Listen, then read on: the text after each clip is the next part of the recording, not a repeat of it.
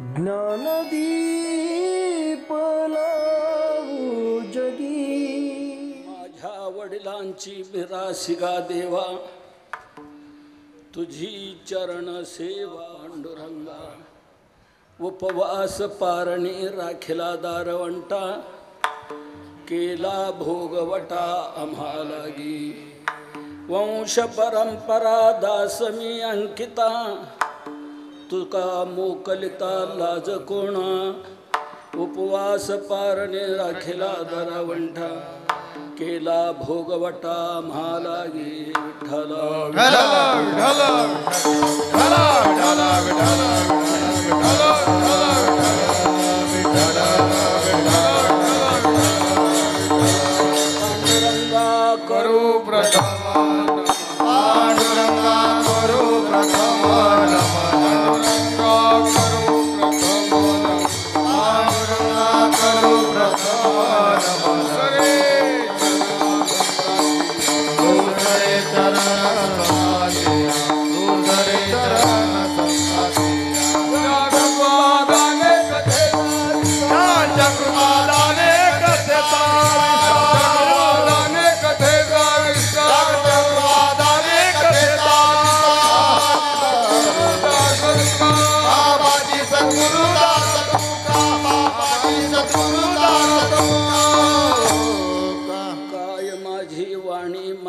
संतांसी रंजवू चित्तासे Apulia.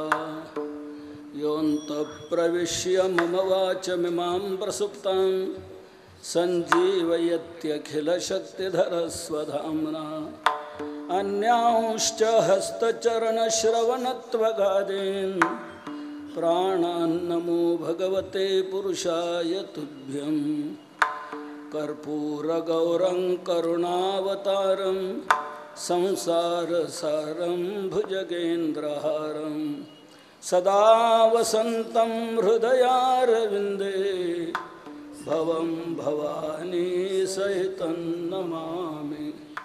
कलावज्ञजीवोद्धरार्थावतारं, कलाङ्काङ्कतेजोऽधिकामोदिवक्त्रम्।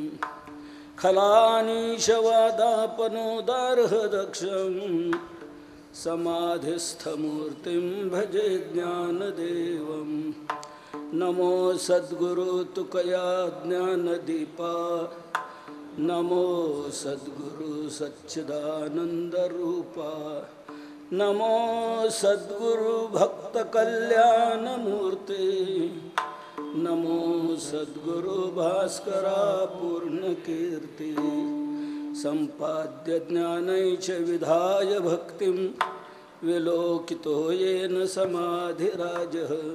वैराग्यवन्तं सुविचारयुक्तं, नमामि जोगं शिरसा गुरुं तम्। आत्मरूप गणेश स्मरण, सकळ विद्यांचे अधिकरण।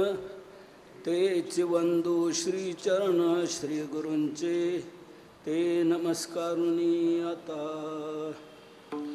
माझ्या वडिलांची मिरासिगा देवा, तुझी चरण सेवा पांडुरंगा। उपवास पारणी राखिला दारवंटा, केला भोगवटा आम्हालागी। प्रस्तुत आजच्या या नैमित्तिक कीर्तन प्रसंगी सेवेकरता घेतलेला अभंग हा ज्या परिसरात आपण आहोत त्या परिसरालाच एक नवीन दिव्य असं चैतन्य निर्माण करून देणारे, ज्यांच्या जन्माने तपाने अनुष्ठानाने पवित्र झालेली ही भूमी, हा परिसर, ते संत हृदय सम्राट विश्ववंद्य विश्वसंत विश्वभूषण जगद्गुरु तुकोबार आहे। यांचाच हा अभंग मी आज या नैमित्तिक प्रसंगी सेवेला घेतलेला आहे। मला येता येताच हा निरोप आला की या अभंगावर सेवा करा,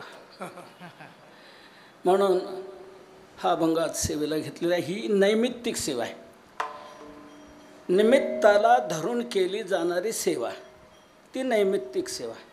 शास्त्रामध्ये नैमित्तिक हे कर्म मानलेलं आहे, कर्माचे तसे 2 प्रकार आहेत शास्त्रामध्ये. एक विहित कर्म आणि दुसरं निषिद्ध कर्म.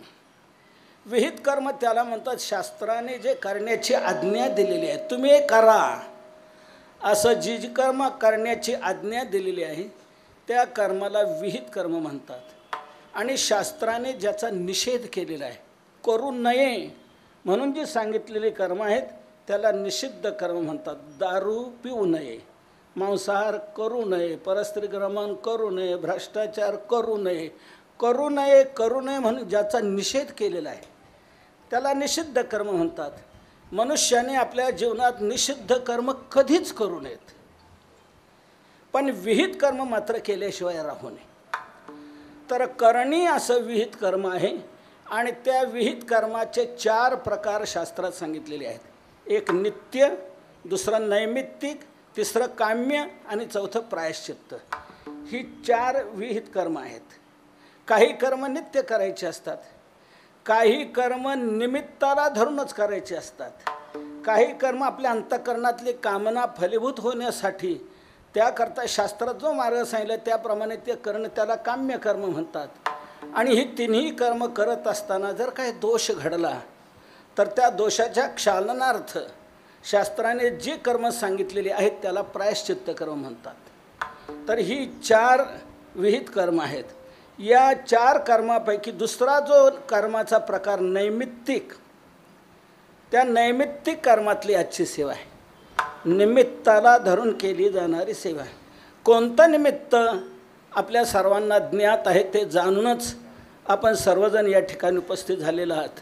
आपल्या सर्वांचे परमार्थ प्रेमी श्रीयुत वैकुंठवासी हरिभक्त परायण विठ्ठलराव खंडू फलके गुरुजी यांच्या प्रथम पुण्यस्मरणाच्या निमित्ताने आज या ठिकाणी सेवा होते आहे. पुत्राचं हे उचित कर्तव्य सांगितलेलं आहे की आपली माता अगर आपले पिता मरण पावले असताना त्यांच्या निमित्ताने जे जे दिवस उदक कर्म, पिंडप्रदान कर्म, श्राद्ध करून संपन्न करायचे असतात ती कर्म पुत्राने केलीच पाहिजेत.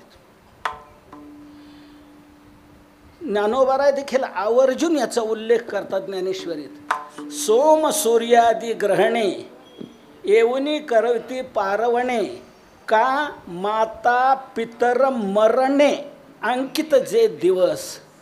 माता पितर मरणे जे अंकित दिवस. आपली माता अगर आपले पिता मरण पावले असताना त्यांच्या निमित्ताने जे जे दिवस पुत्राने पिंडप्रदान उदक प्रदान करून संपन्न करायचे असतात ते त्यांनी केलेच पाहिजेत. मरण पावल्यानंतर 16 दिवस रोजचं कर्तव्य आहे. रोजचं पहिल्या दिवशी 1 पिंड समर्पित करायचा, दुसऱ्या दिवशी 2 पिंड, तिसऱ्या दिवशी 3 पिंड, असं 10 दिवसपर्यंत दिवसाप्रमाणे पिंड समर्पित करायचे. आणि 10व्या दिवशी आपण दशपिंड म्हणतो ना, आज दशपिंड आहे, दशक्रिया विधी आहे, म्हणजे 10 पिंड समर्पित करण्याचा विधी आहे. तर ते 10 पिंड समर्पित केले असताना तो दशक्रिया विधी केला, संपन्न केला असताना त्या जीवाची या कुलातून सुटका होते. 10 दिवसपर्यंत त्या जीवाचा या कुलाशी संबंध असतो. आणि 10व्या दिवशी तो दशक्रिया विधी संपन्न का केला, दशपिंड का केलं की मग त्या जीवाचा या कुलाशी संबंध सुटला जातो आणि त्या जीवाची पुढची वाटचाल सुरू होते. आणि पुढची वाटचाल सुरू होत असताना आणखी 6 दिवस रोजची कर्म सांगितलेले. पहिले 11वा 12वा केल्यानंतर 13वा 14वा 15वा आणि 16वा हे जे 4 दिवस आहेत हे 4 दिवस आश्रमधर्माप्रमाणे संपन्न करायचे आहेत. तो गृहस्थाश्रमी जर वारला असेल तर त्याचा 13वा संपन्न करावा. ब्रह्मचारी जर वारलेले असतील तर त्यांचा 14वा संपन्न करावा. वानप्रस्थी जर वारलेला असेल तर त्याचा 15वा संपन्न करावा. आणि संन्यासी जर वारलेले असतील तर त्यांचा 16वा संपन्न करावा. त्याला त्यांच्यात षोडशी म्हणतात, म्हणजे 16व्या दिवशी केली जाणारी क्रिया ती षोडशी. या प्रकारे 16 दिवसपर्यंत रोजचं कर्तव्य सांगितलेलं आहे. आणि 16 दिवसानंतर मग मात्र रोजचं करायचं नाही, मग महिन्याने मासिक श्राद्ध करायचं. ज्या दिवशी वारलेले असतील पुढच्या महिन्यात त्या दिवशी ते श्राद्ध मासिक श्राद्ध संपन्न करायचं. त्या तिथीला बरं का, त्या तारखेला नाही. आपली भारतीय हिंदू संस्कृती तिथीवर चालणारी आहे, तारखेवर नाही. आपण पुण्यतिथी म्हणतो का पुण्य तारीख म्हणतो? दुर्दैवाचा प्रकार आहे. पुण्यतिथी म्हणायची ती तारखेवर करायची. किती विसंगती आहे. पुण्य तारीख म्हणा ना. मग पुण्यतिथी त्या तिथीलाच ते संपन्न केलं पाहिजे. म्हणून त्या तिथीला ते मासिक श्राद्ध संपन्न करायचं. हे कुठपर्यंत करायचं मासिक श्राद्ध? वर्षापर्यंत. आणि 11 महिने केल्यानंतर 12वा जो महिना आहे त्याला वर्ष पूर्ण होत असतं. म्हणून 12व्या महिन्याला वर्ष श्राद्ध करायचं. आणि ते वर्ष श्राद्ध का संपन्न झालं की मग मासिक श्राद्ध सोडून द्यायचं. मग पुढे वर्ष श्राद्धच करत जायचं. विठ्ठल विठ्ठल विठ्ठल विठ्ठल विठ्ठल विठ्ठल.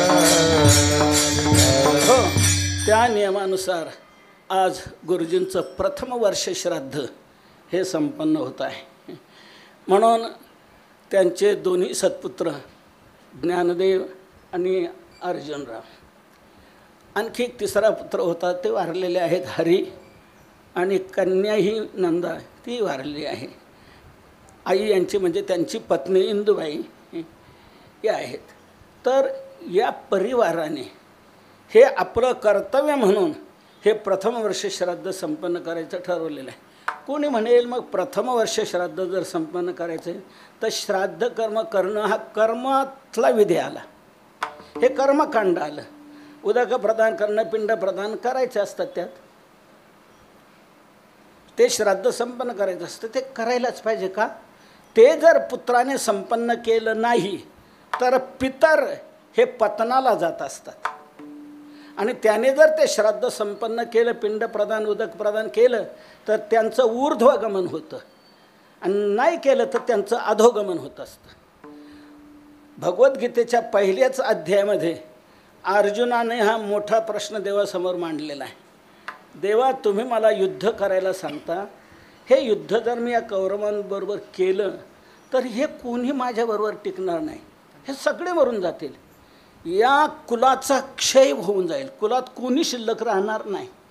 आणि कुलक्षय झाला की कुलधर्म नष्ट होतील. आणि कुलधर्म नष्ट झाला की अधर्म वाढला जाईल. अधर्म वाढला गेला, कुलस्त्रिया दूषित होतील. कुलस्त्रिया दूषित झाल्या का वर्णसंकर निर्माण होईल. वर्णसंकर निर्माण झाला की तो नरकाला कारणीभूत असतो. याप्रमाणे मग पुढे पिंड प्रदान करायला, उदक प्रदान करायला कोणी औरस म्हणून असं शिल्लक राहणार नाही. आणि ते जर उदक प्रदान पिंड प्रदान झालं नाही तर पितर पतनाला जातील. अर्जुनाने हे त्याचं सदोषत्व सर्व देवापुढे मांडलं. कुलक्षये प्रणश्यन्ति कुलधर्मा सनातनाः धर्मे नष्टे कुलं कृत्स्नम अधर्मो भिभवत्युत अधर्माभिभवात् कृष्ण प्रदुष्यन्ति कुलस्त्रियः स्त्रीषु दुष्टासु वार्ष्णेय जायते वर्णसंकरः संकरो नरकायैव कुलघ्नानां कुलस्य च पतन्ति पितरो ह्येषां लुप्तपिंडोदक क्रिया. लुप्तपिंडोदक क्रिया, उदक प्रदान क्रिया आणि पिंड प्रदान क्रिया जर लुप्त झाली तर पितर हा पतंती, पितर पतनाला जातात. म्हणून पुत्राने ते उदक प्रदान पिंड प्रदान करायचं असतं. म्हणजे त्या पितरांचं पतन होत नाही, त्या पितरांचं ऊर्ध्वगमन होत असतं. म्हणून त्या दृष्टीने हा प्रथम वर्ष श्राद्धाचा कार्यक्रम, हे उदक प्रदान पिंड प्रदान क्रिया हे घडते आहे. कुणी म्हणेल मग ठीक आहे, कर्मकांड आहे, पुत्राचं ते कर्तव्य आहे, त्याने ते केलं पाहिजे. तर त्यांनी त्या दोन्ही पुत्रांनी ते केलं असतं. आम्ही प्रेमी परिवारातले लोक सर्व आलो असतो या कार्यक्रमाला, ते पाहिलं असतं, जेवलं असतो आणि गेलो असतो. तुमचा हा 2 तासाचा मध्ये आडसर कशाला? त्यांचं कर्मकांडाचं कर्तव्य आहे, त्यांनी ते केलं असतं. आम्ही आलो असतो, तो विधी पाहिला असता, नंतर प्रसाद घेतला असता, गेलो असतो. हा मधी तुमचा अडसर कशा करता? तर हा मधला अडसर एवढ्या करतात. श्राद्ध करणं, उदक प्रदान, पिंड प्रदान करणं हा कर्मकांडातला भाग आहे. आणि कर्मकांड अतिशय सूक्ष्म आहे, अतिशय नाजूक आहे. ते तंतोतंत व्हावं लागतं. कर्मकांडामध्ये 2 क्रिया महत्त्वाच्या असतात, 2 भाग महत्त्वाचे असतात. एक मंत्रोच्चार करणं आणि त्याप्रमाणे तंत्र करणं. मंत्र आणि तंत्र या दोन्ही क्रिया कर्मकांडात महत्त्वाच्या आहेत. ते कर्मकांड करत असताना ब्राह्मण ते मंत्र म्हणत असतात. ब्राह्मणाने ते मंत्र म्हणायचे आणि त्याप्रमाणे यजमानाने तंत्र करायचं. तंत्र म्हणजे त्या मंत्राप्रमाणे केली जाणारी क्रिया, त्याला म्हणायचं तंत्र. तर त्यांनी मंत्र म्हणायचे आणि यजमानाने त्याप्रमाणे तंत्र म्हणजे क्रिया करायची. हा कर्मकांडातला 2 महत्त्वाचा भाग आहे. ते त्यांनी केलं असतं, आम्ही जेवलो असतो, गेलो असतो. हे का? तर एवढ्या करताच मंत्र आणि तंत्र जे कर्मकांडातले हे 2 विभाग आहेत, ते 2 विभागच अतिशय सूक्ष्म आहेत, नाजूक आहेत. ते तंतोतंत घडणं फार अवघड आहे.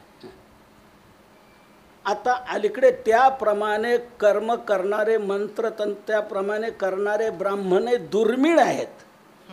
नाही तसं नाही, दुर्मिळ आहेत, दुर्लभ आहेत. सर्वत्र सर्व ठिकाणी मिळतील असं नाही.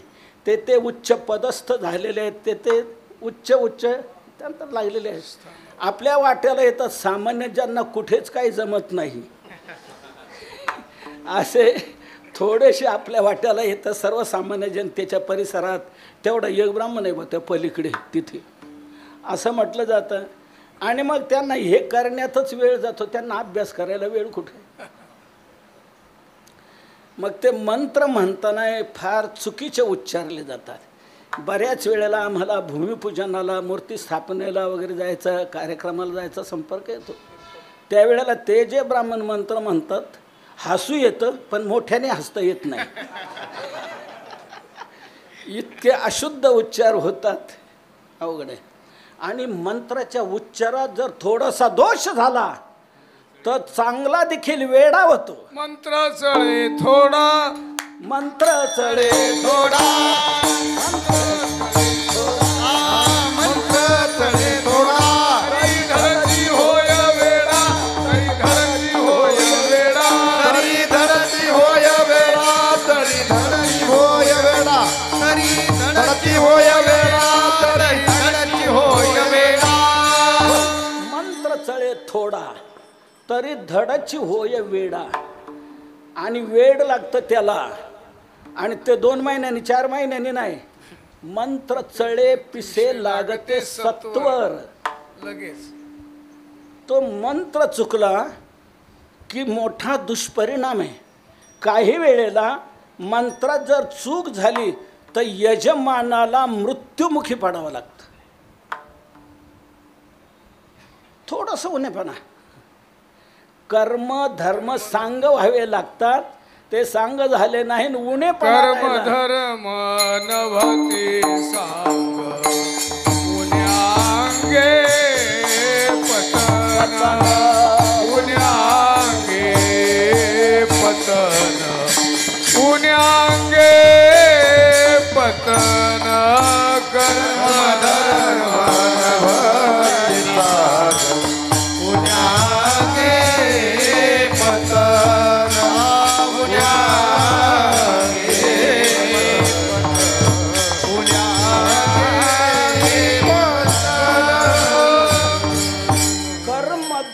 नवती सांग, उण्या अंगे पतन. कर्मधर्म सर्व अंगाने संपन्न व्हायला पाहिजेत.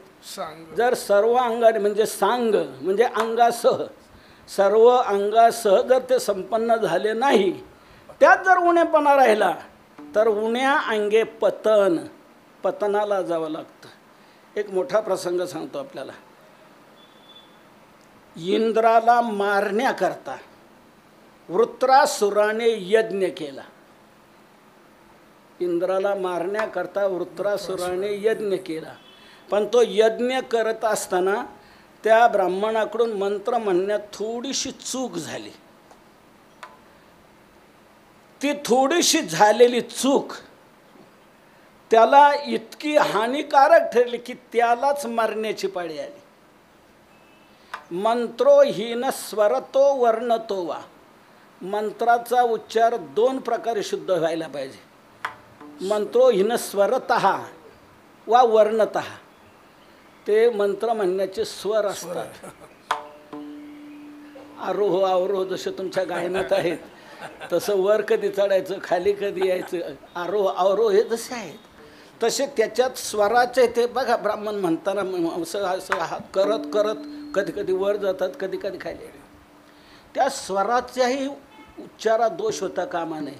आणि वर्णतः, वर्णाचाही उच्चार योग्य व्हायला पाहिजे, तोही चुकायला नको. त्यात चूक झाल्यामुळे वृत्रासुराला मरावं लागलं. अवश्य मरण वृत्रासुराशी. म्हणजे इंद्राला मारण्याकरता केला यज्ञ, पण इंद्र न मारता वृत्रासुरालाच मारावं लागलं. हे मंत्रोच्चाराच्या दोषातला परिणाम. म्हणून ते मंत्र योग्य उच्चारले गेले पाहिजेत. आणि मंत्र जसे उच्चारले जातात तसे यजमानाकडून तंत्र म्हणजे तशी क्रिया पाहायला पाहिजे. मंत्राप्रमाणे क्रिया घडली पाहिजे. मंत्राच्या उच्चारात ते दोष नको, तसंच क्रियेच्या उच्चारात, क्रियेच्या कृतीमध्ये दोष नको. एक थोडा भाग तुम्हाला सांगतो फक्त. आपण कोणतीही विधी करण्याकरता घेतली असताना पहिल्यांदा ब्राह्मण आपल्याला काय म्हणतात? नेत्रोदक स्पर्शः. पहिला मंत्र असतो नेत्रोदक स्पर्शः. म्हणजे तो लगेच आपल्याला मराठीत सांगतो डोळ्याला पाणी लावा. नेत्र उदक स्पर्श. नेत्र म्हणजे डोळा, उदक म्हणजे पाणी, आणि त्या पाण्याचा स्पर्श डोळ्याला करायचा. हा त्या मंत्राचा अर्थ आहे. म्हणजे ती क्रिया करायची त्या यजमानाने.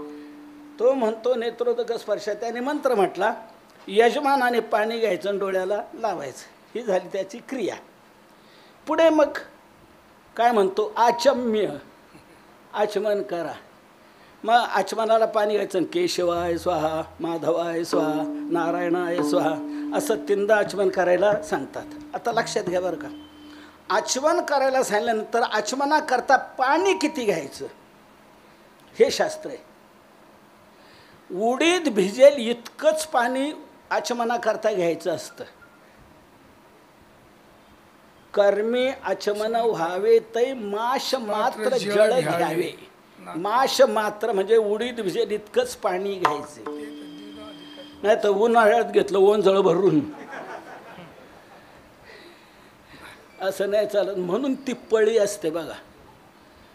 पळी काय असते तर त्या पळीत तितकंच पाणी बसत असतं उडीद भिजेल इतकं.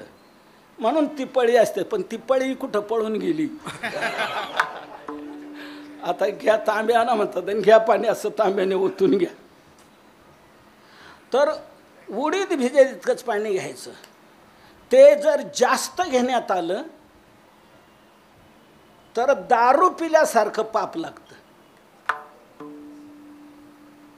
मी नाही सांगत, नाथ महाराज म्हणतात, कर्मी आचमन घ्यावे तै माश मात्र जळ व्हावे. त्याची न्यूनाधिक जे पावे तै दोष पावे सुरापान सम. न्यूनाधिक जे होय. न्यून म्हणजे कमी, अगर अधिक जास्त जर झालं तर दोष पावे सुरापान सम. दारू पिल्यासारखं पाप लागतं. हे एक आचमन पाणी घ्यावं किती, एवढ्यात चूक झाली तर त्याचं दारू पिल्यासारखं पाप लागतं. मग हे कर्म सुरू झाल्यापासून शेवट होईपर्यंत किती मंत्र असतात आणि किती त्याप्रमाणे क्रिया करायच्या असतात. आणि त्या प्रत्येक क्रियेत मंत्रात जर असा दोष झाला तर ते यजमानाचं काय व्हायचं. आणि ते कर्म करता करता एवढे दोष झाले तर त्याचा परिणाम त्याला किती नरक यातना आणि किती दोष लागले जाणार. कोणी म्हणणार मग इतक्या जर कटकटी आहेत त्या कर्मामध्ये तर करायचंच कशाला, करूच नाही ना. न करणं हा तर मोठा दोष आहे. ते कर्म न करणं हा मोठा दोष आहे. आणि केलं तर असे दोष आहेत. मग करावं काय माणसांनी, करावंच. आणि मग काय होईल, काही होऊ शकणार नाही. ते कर्म करत असताना जर दोष घडले तर ते दोष घालवण्याकरता शास्त्रात पर्यायी मार्ग सांगितलेला आहे. जसं ढगफुटी झाली, खूप पाऊस पडला, महापूर आला, त्या महापुरात पूल तुटून गेला. पूल तुटून गेला.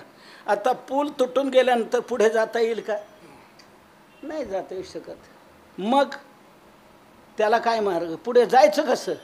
जाण्याकरता प्रशासन युद्ध पातळीवर एक कार्यक्रम हाती घेतं. लगेच तिथे JCB अधिकारी बोलून जातात, पर्यायी रस्ता, बाजूचं वळण लगेच दिवसभरात 2 दिवसात तो तयार केला जातो मार्ग पलीकडे जाण्यासाठी. पूल तुटलाय, आता पुढे जाता येणार नाही पलीकडे, पण जाता यायला तर पाहिजे. म्हणून जाता येण्यासाठी प्रशासन जसं युद्ध पातळीवर हा कार्यक्रम घेतं, बाजूने रस्ता काढून देतं.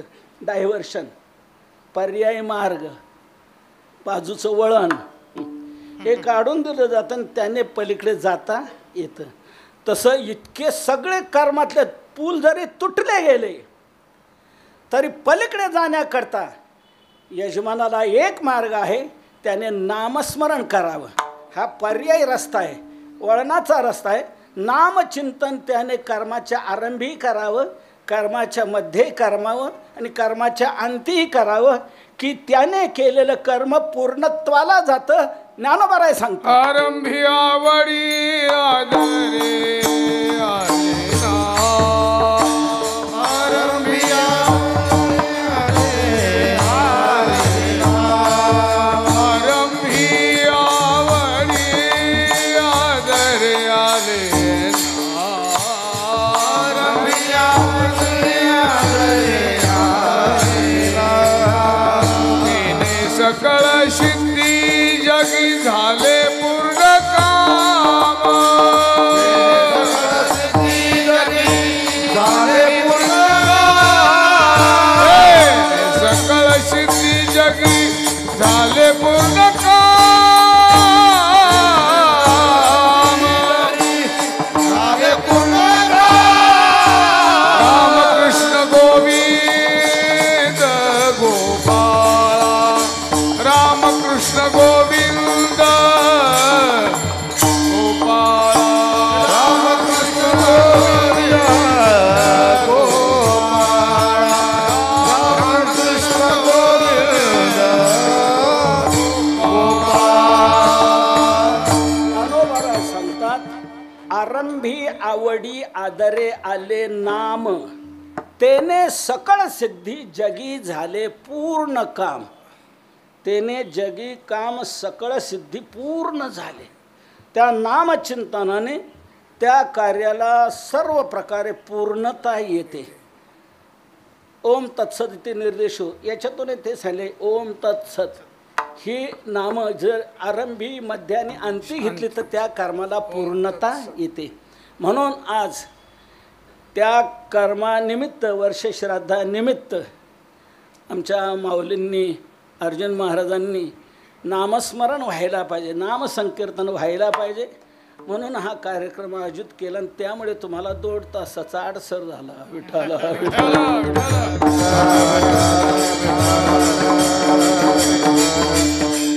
हे स्वतः भगवंताने देखील सांगितलेलं आहे. भागवतामध्ये भगवान म्हणतात, न्यूनम संपूर्णताम याती सद्यो वंदे तमच्युतम तम अच्युतम सद्यम वंदे. न्यूनम संपूर्णताम याती. त्या अच्युताचं स्मरण चिंतन जर केलं तर त्या कर्मातली न्यूनता जाऊन ते पूर्णतेला प्राप्त होतं. नाथ महाराजांची मार्मिक ओवी आहे, कर्मी कर्म विगुण होत तेथ स्मरावामी भगवंत, नामे न्यून ते पूर्ण होत ऐसे महिमान नामाचे. जे न्यून कर्म आहे, नामस्मरणाने त्या कर्माला पूर्णता प्राप्त होते. म्हणून हा पूर्णते करता माऊलींनी, आमच्या अर्जुन महाराजांनी हा कार्यक्रम आयोजित केला. आणि दुसरा महत्त्वाचा भाग, ज्यांच्या निमित्ताने केलेलं आहे त्यांना हेच आवडणार आहे. म्हणून गुरूंजींची ही खूप मोठी पारमार्थिक आवड. नामचिंतनाची आवड, भक्तीची आवड त्यांच्या ठिकाणी कुठे होती. जरी ते शिक्षक होते, आमच्या जवळ शेजारी आमच्या पलीकडच्या तालुक्यातलं आंबेगाव तालुक्यातलं गाव गुरुजींचं आमोंडी म्हणून, ते आमोंडीचे गुरुजी प्रारंभी तिकडे जिल्हा परिषदेत सर्व्हिसला लागले. तिथून नंतर इथे पुण्याला आले. नंतर इथे आकुर्डी इथे जिल्हा परिषदेतच सेवा रुजू झाली आणि ही सेवा करत करत इथेच वास्तव्य आणि इथेच जवळजवळ 30 वर्षाचा कालावधी या मंदिरातच रोज हरिपाठ नियमाने करणं, वीणा घेऊन स्वतः हरिपाठ करायचा, अनेकांना घेऊन करायचा. या परिसरातल्या अनेक लोकांनाही परमार्थाला लावलं. नामचिंतनाकडे वळून सप्ताह अनेक सुरू केले, अनेक ठिकाणी भजनं सुरू केली आणि जिथे कुठे असेल तिथे भजनाला आपण त्यांच्याकडे जायचं, त्यांना आपल्याकडे आणायचं. सर्वांशी असा खूप मोठा ह्या भजनाचा संबंध ठेवला. असे सर्वांना आपल्याला प्रेमी प्रिय असणारे गुरुजी हे जाऊन 1 वर्षाचा कालावधी हा झालेला आहे. म्हणून त्यांचं प्रथम वर्ष श्राद्ध त्यांनी ज्या आवडीत, ज्या जीवनात, ज्या साधनेत आपलं आयुष्य इथे व्यतीत केलं, वारी करणं आळंदीची, पंढरपूरची, भजनाचं सातत्य, नामचिंतन, नेहमी वाचन, ज्ञानेश्वरी, गाथा, भागवत, आळंदीची, देहूची वारी करणं, ही पारमार्थिक साधना सातत्याने त्यांनी केली आणि दुसऱ्याकडून करून घेतली. म्हणून त्यांच्या आवडीनुसार हा माऊलींनी, अर्जुन महाराजांनी हा नामसंकीर्तनाचा कार्यक्रम आयोजित केलेला आहे.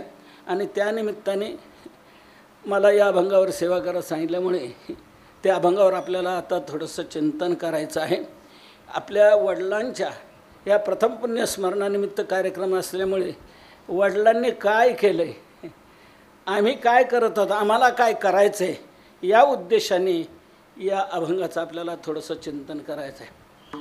तो अभंग असा आहे. माझ्या वडिलांची मेरा सिगा देवा, तुझी चरण सेवा पांडुरंगा, उपवास पारणे राखिला दारवंटा, केला भोगवटा आम्हाला गे.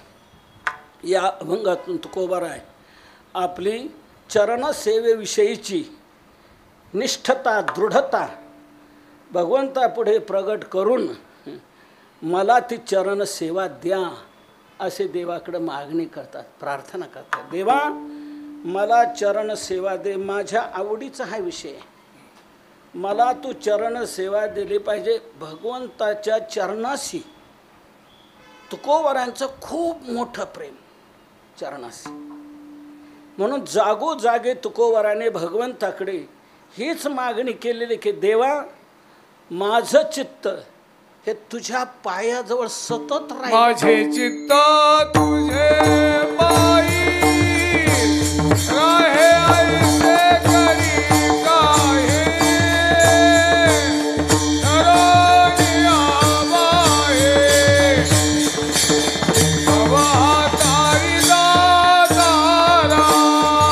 माझे चित्त तुझे पायी राहे, ऐसे करी काहे, धरणी आबाहे, अवतारी दातारा. पळ्याच्या अभंगात तुकोबाराय म्हणतात देवा माझे चित्त तुझे पायी राहे ऐसे करी काही, धरोनी आबाही भवा तारी दातारा. माझं चित्त तुझ्या पायाजवळ राहील देवा, असं काहीतरी तू कर. ठाव देई चित्ता राखे राखे पायापाशी, सकळ वृत्तीसी अखंडित. ठाव दे चित्ता राखे पाय, ठाव दे, थोडीशी जागा दे, तुझ्या चरणाजवळ दे. अब तुकोबाराय जागा नाही, फुल झालंय सर्व मंदिर, दाटून बसलेले आहेत, कुठं आणखी तुम्हाला जागा द्यायची. तुकोबाराय म्हणतात सारखा सरकी करा ना जरा. जसं आपण कीर्तनात कार्यक्रमात बसल्यानंतर पहिले माणसं पातळ पातळ बसलेले असतात निवांत, मग पुढे यायला लोकांचा ओघ लागला की लगेच मग कार्यकर्ते म्हणतात ओ जरा पुढे सारा, जरा पुढे सारा. पुन्हा आणखी दुसरा लॉट आला की आणखी पुढे सारा. फार पायाजवळच जागा कीर्तन करायला उभं राहायला काही वेळेला अडचण होते, इतकी दाटी. तुकोबाने म्हणतो असू दे किती दाटी, माझ्या एकट्याला किती जागा लागेल. सावो निसंकोच ठाव थोडासा देई, सावो निसंकोच ठाव थोडासा देई, सावो निसंकोच ठाव थोडासा देई, सावो निसंकोच ठाव थोडा देई. अखंडित सारे सेवा करते बाई,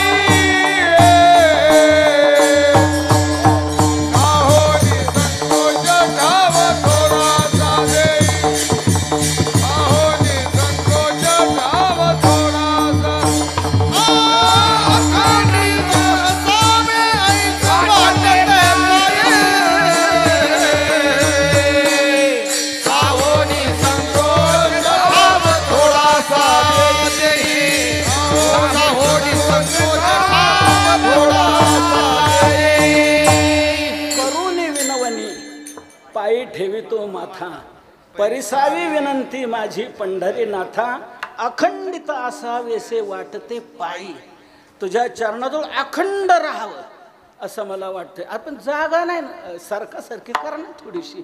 सावोनी संकोच ठाव थोडासा दे, थोडीशी अशी जागा द्या की मला बसता तुझ्या चरणाजवळ मला बसतायला अशी थोडीशी जागा दे. इतकी चरणसेवेविषयी तुकोबारांची तीव्रता होती, तीव्र तळमळ होती. म्हणून देवा तुम्ही मला डावलू नका, माझी अपेक्षा पूर्ण करा, तुमच्या चरणाची मला सेवा द्या द्या द्या.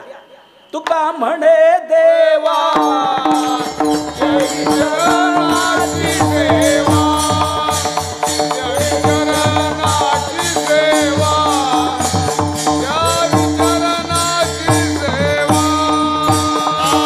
तुका म्हणे देवा जय चरणाची सेवा, जय चरणाची सेवा,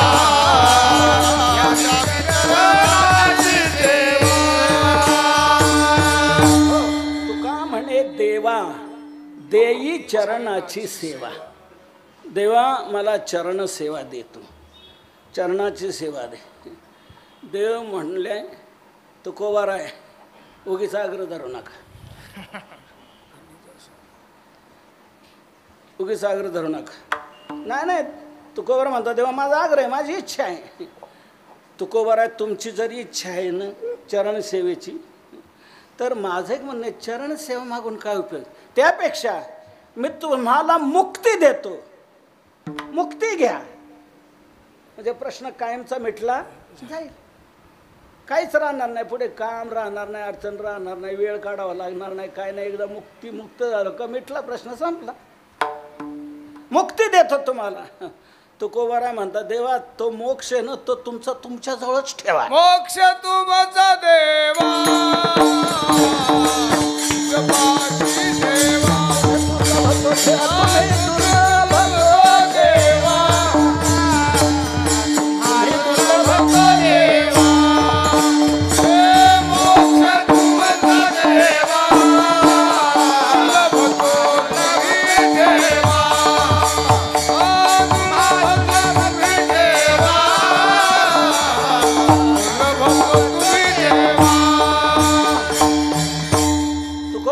तुम्हाला मोक्ष देतो, मोक्ष घ्या. तुकोबारा म्हणतात नको नको. मोक्ष तुम्हाला माहिती आहे का, कळलाय का? मोक्ष सामान्य नाही. मोक्ष प्राप्त होण्याकरता काय करावं लागतं, किती दिव्य करावं लागतं. मोक्ष दुराराध्य कीर होय, दुराराध्य आहे. प्राप्त होणं फार दुर्लभ आहे, फार अवघड आहे. असा दुर्लभ असणारा मोक्ष मी तुम्हाला देतोय. तुकोबारा म्हणतात तो दुर्लभ आहे ना, मग तुमच्याजवळच राहू द्या.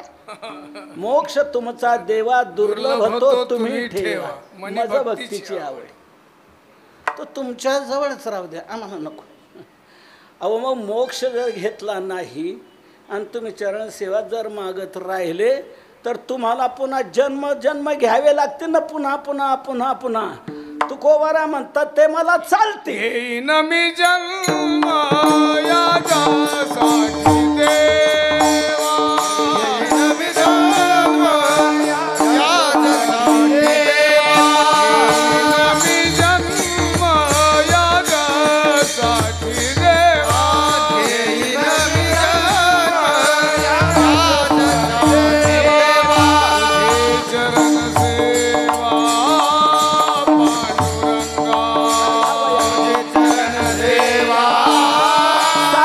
साधावया साधावया साधावया सेवा साधावया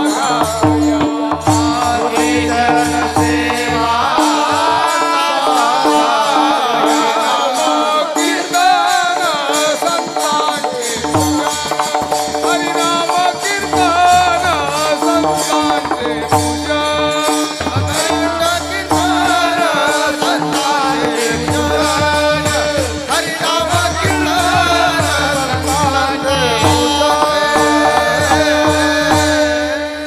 चालेल मला घेईन मी जन्म याजसाठी देवा तुझी चरण चरण सेवा साधाव्या तुझी चरण सेवा साधण्याकरता चालेल मी जन्म घेईल अहो एकच नाही जन्म घेईन मी नाना बहु सोशीन बहु सोशीन यातना बहु सोशीन जन्म घेईन मी नाना बहु सोशीन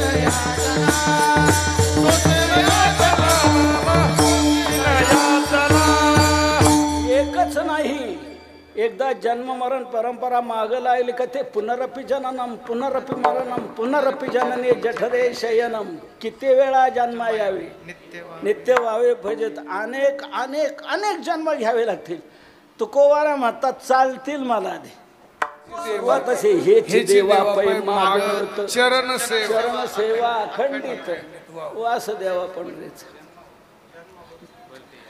जन्म चालतील मला एक नाही अनेक चालतील पण तुझी चरण सेवडली पाहिजे तू खूप बरं का करता आता देवा प्लीज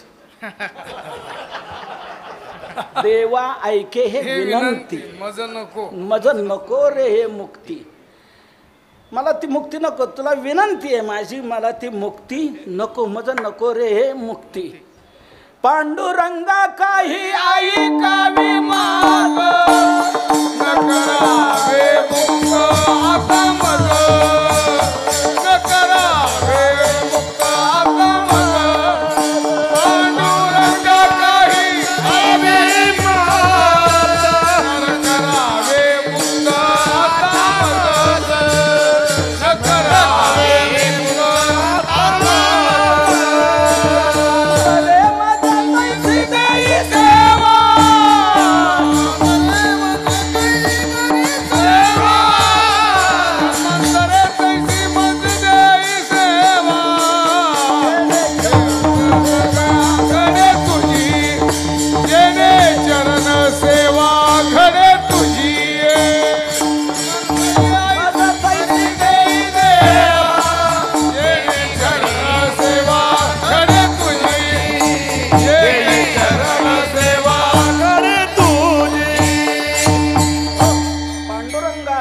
ऐकावी मात न करावे मुक्त आता मज जन्मांतरे मज तैशी देई देवा जेने चरण सेवा घडेल तुझी ज्याने तुझी चरण सेवा घडेल असे मला जन्म चालतील किती येऊ द्या जन्म घेईन मी नाना चरण सेवा घडली पाहिजे देव म्हटले असावेत तुकोबार आहे सोडून द्या आग्रह ऐका जरा मी कोण म्हणतोय मी सांगतोय ऐका ज्या वेळेला मनुष्य प्रेमाने बोलतो आहे समोरचा त्याचा आणखी परिवर्तनच करायला पाहतोय अनेक बाजूने आपण सांगून येतो मानत ज्या वेळेला नाही मग त्यावेळेला मनुष्याचा इकडच्याचाही संयम सुटला जातो मग तो म्हणतो आता भांडल्याशिवाय जमणार नाही म्हणून तुकोबारांनी विचार केला आपण 3-4 प्रकारे देवाला समजून सांगितले किती वेळा सांगितलं ती मुक्ती नको नको त्या मुक्तीचं नाव कशाला माझ्या पुढे काढतो इतकं सांगूनही जर देव तसंच आणखी रेटून म्हणतायत तर आपल्यालाही रेटायलाच पाहिजे देवाला रेटल्याशिवाय जमणार नाही तर आपल्याला ते ऐकून घ्यावं लागेल मग तुकोबारांनी भांडणाचा विचार केला कोणी म्हणेल संत आणि भांडण हे कसं काय हा भांडणाच्या प्रकरणातील अभंग आहे बरं का आजचा अभंग आहे आपला भांडणाच्या प्रकरणातील आहे म्हणून मी भांडणातून मिळवून इकडे येतोय भांडण करणं चांगलं असतं भांडण करणं चांगलं असतं भांडावे ते गोड तेने पुरे सकळ कोड. भांडण हे चांगलं असतं, त्याने आपली इच्छा पूर्ण होत असते. भांडण केल्यानंतरच पुढचा मनुष्य गेला पडतो. आता हा भांडायला लागला, याचं ऐकायला पाहिजे. भांडायला लागल्यानंतर मनुष्य मग ऐकायला तयार होतो. आणि दुसरी गोष्ट, भांडण केल्यानंतर समोरच्याला आपलं चुकतंय हे कळतं.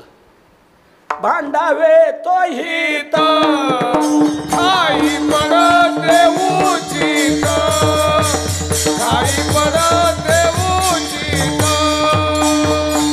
भांडावे ते हित, ठाई पडते उचित, ठाई पडते उचित. भांडावे तो हित, ठाई ठाई पडते उचित. भांडावे हे चांगलं का, त्याच्यातून हित होते, उचित. हित होते. आणि आपलं चुकतं कुठं हे कळतं, उचित काय आहे, योग्य काय आहे ते कळतं.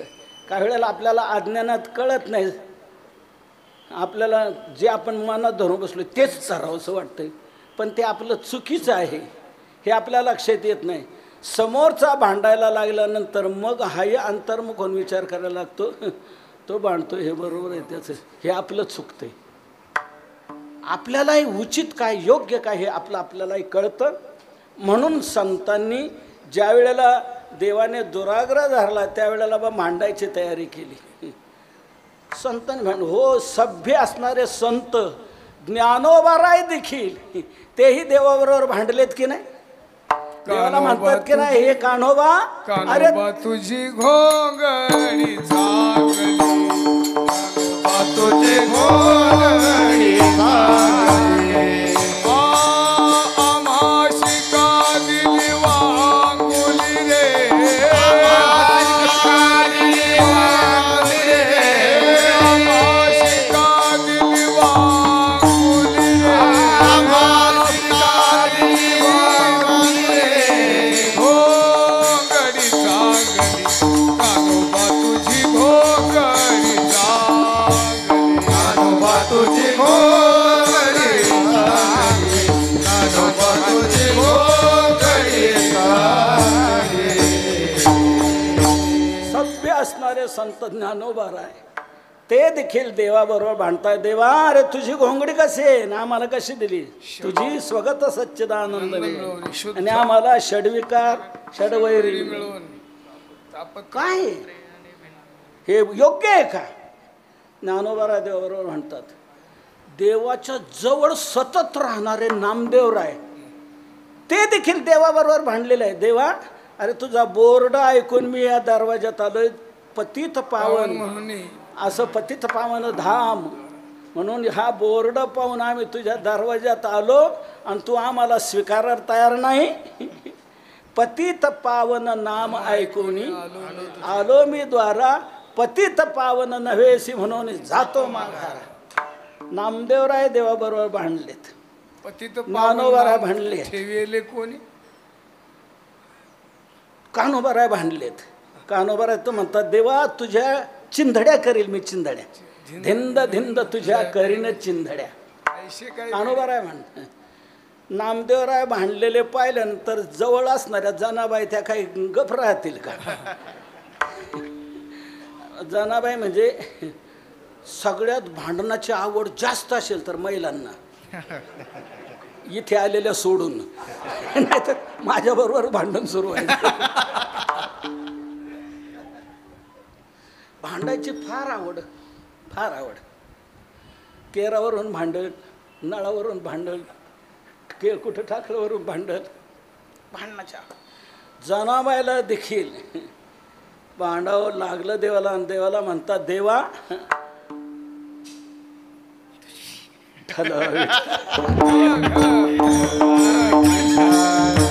अहो शेलक्या शेलक्याशिवाय दिवे. अरे अरे विठ्या, मूळ मायेच्या कारट्या, तुझी रांड रंडकी झाली, जन्म सावित्री चुडाली, विठो तुझे गेले मढे, तुळा पाहुणे काळ रडे. अशा शेलक्या शेलक्या शिव्या जनाबाई देते. बरं, आणखी गंमत दुसरी. आबासाहेब घरात जाऊन शिव्या देणं त्यात काही रंग येत नाही. घरात जाऊन शिव्या दिल्या का फक्त घरातल्या लोकांना माहीत होतं, आळीला माहीत होत नाही, गावातल्या लोकांना माहीत नाही होत. म्हणून गावातल्या सगळ्या लोकांचं लक्ष लागावं, त्या सगळ्यांना एक कळावं म्हणून जनाबाईने कुठे राहून शिव्या दिल्या. उभे राहोनी अंगणी शिव्या देती दाशी जणी, शिव्या देती दाशी जणी, शिव्या देती दाशी जणी. उभे राहोनी अंगणी शिव्या देती दाशी जणी, शिव्या देती दाशी जणी, शिव्या देती दाशी जणी. उभी राहोनी अंगणी, अंगणात उभी राहते ना अंगणातून शिव्या देते, शिव्या देते दासी जणी. आणि सर्व संत देव ज्या वेळेला असा चिक्कूपणा करतो देव, कारण जन्म देणं, प्रेम देणं, जे जे संत जे जे मागतात ना ते ते असं असतं, ते त्याची पूर्तता केल्यानंतर देवाला त्याची कायमची काळजी व्हावी लागते, कायमचा दास होऊन राहतं, कायमचं सर्व कारण. म्हणून कधी कधी देवाचा चिक्कूही बनतो आणि ते टाळतो द्यायचं. म्हणून ज्या वेळेला तुकोबारायांना देव टाळू लागले, चरण सेवा नका, मोक्ष देतो ते द्या, जे तुम्ही वृद्धी सिद्धी काही तुम्ही जे मागाल ते मी देतो. पण संत हे आपल्या मागणीवर दृढ असतात, हे चालणार नाही नाही नाही. देव म्हटलं आले तुकोबाराय तुम्ही किती आग्रह धरला ना, तर मी आता सांगतो मी नाही देणार, नाही देणार चरणसेवा, नाही देणार. असं म्हटल्यानंतर तुकोबाराय म्हणतात, देवा पारात चढला रागाचा तुकोबारायांचा. जसं बीपी एकदम वाढतो ना कधी, तसं देव क्रोधाचा रागाचा पारा तुकोबारायांचा चढला. आणि तुकोबाराय देवाला म्हणतात, देवा मी तुला चरण सेवा मागतोय ना, तू का देत नाही? नाही देणार, नाही देणार. तुकोबाराय म्हणतात, देवा सांगू बोलू तुला, अरे मी चरण सेवा तुला मागतोय म्हणजे तुझ्याकडे भीक मागत नाही, भीक मागायला तुझ्या दरवाजात आलो नाही. मग भीक मागायला आलो नाही, आमच्या हक्काचं मागायला आलेलो आहे, हक्काचं. म्हणजे तुमचा कुठला हक्क? तो हक्क तुकोबाराय आज आपण सेवेकरता घेतलेल्या अभंगाच्या प्रथम माझ्या वडिलांची, माझ्या वडिलांची निराशी गादी देवा, निराशी गादी. माझ्या वडिलांची, माझ्या वडिलांची निराशी गादी, निराशी गादी. तुझी चरण सेवा पांडुरंगा, तुझी चरण सेवा पांडुरंगा, तुझी चरण सेवा पांडुरंगा, तुझी चरण सेवा पांडुरंगा. उपवास पारणे, उपवास पारणे राखिला दारवंता. उपवास तुझी चरण सेवा पांडुरंगा, तुझी चरण सेवा पांडुरंगा, तुझी चरण सेवा पांडुरंगा, तुझी चरण सेवा पांडुरंगा. उपवास पारणे, उपवास पारणे राखिला दारवंता, राखिला दारवंता. देवा मी भीक मागत नाही तुझ्याकडे, तेवढ्याकरता तुझ्या दरवाजात आलो नाही, भीक मागण्याकरता आलो नाही, माझ्या हक्काचं मागण्याकरता आलेलं आहे. हक्काचं मागण्याचा अधिकार आहे, हक्काचं मागता येतं, हक्क कोणालाही डावलता येत नाही. कसला हक्क तुमचा? कसला हक्क? अरे माझ्या वडिलांची मिरासी का देवा? देवा ही माझ्या वडिलांची मिरासी आहे. मिरासी म्हणजे हक्क. माझ्या वडिलांची मिरासी, माझ्या वडिलांचं हक्काची ही चरणसेवा आहे. म्हणून तुझी चरणसेवा पांडुरंगा, हे पांडुरंगा, तुझी चरणसेवा माझ्या वडिलांची मिरासी. तुझी चरणसेवा ही आमच्या वडिलांची मिरासी आहे, हक्काची आहे. आमच्या वडिलांनी केले आहे, त्यांची ही मिरासी असल्यामुळे वडिलांचं जे असतं पुत्राला तो त्याचं कोणीही वंचना करू शकत नाही. पितयाचे जे का धन पुत्रा कोण वंचेल. पित्याचं जे धन असतं कोणीही त्याच्या पुत्राला वंचू शकत नाही. पित्याचं धन पुत्राला द्यावंच लागतं.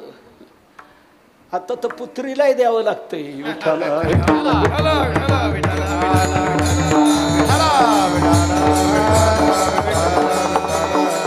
ते हक्काचं आहे. हक्काचं असल्यामुळे ही माझ्या वडिलांची देवा ही माझी मिराशी,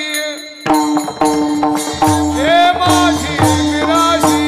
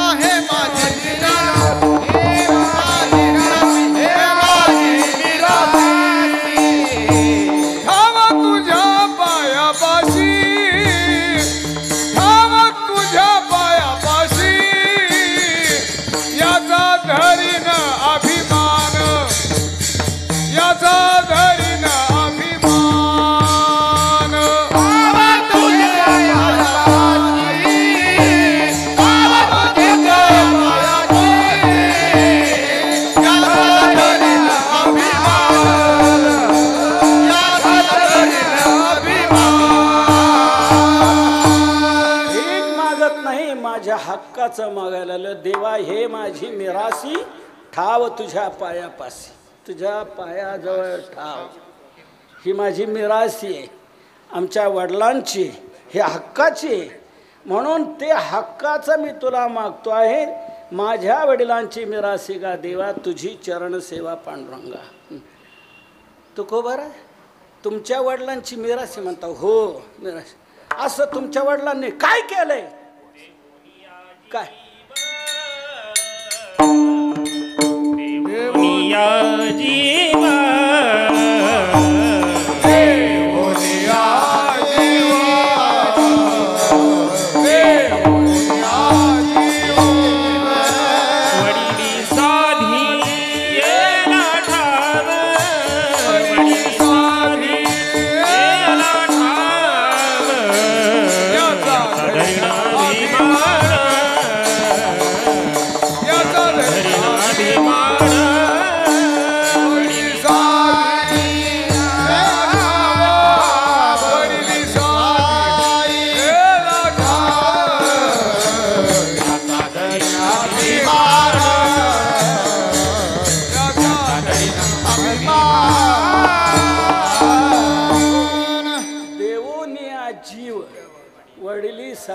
जीवा हा ठाव.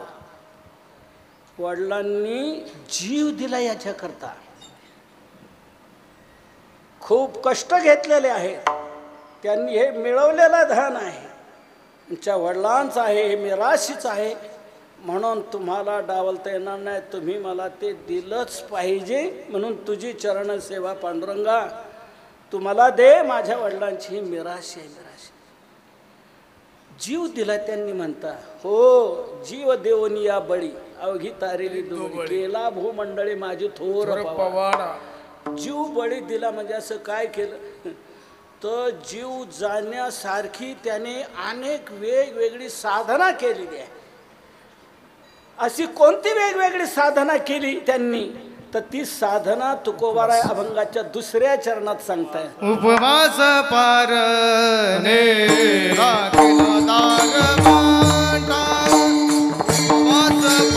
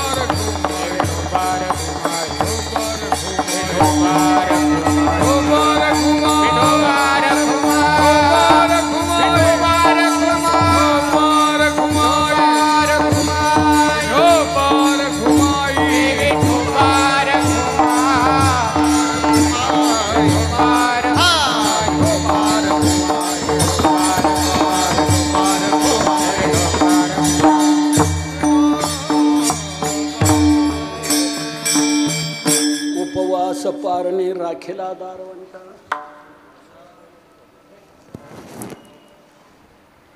केला भोगवटा आम्हाला. उपवास पारणे राखिला दारवंटा. 3 साधनेचं स्वरूप इथे सांगतात. उपवास केले माझे, उपवास केले त्याचप्रमाणे पारणं सोडले, पारणं केली त्याप्रमाणे, आणि दारवंठा राखिला, तुमचा दरवाजा सांभाळला, रक्षण केलं.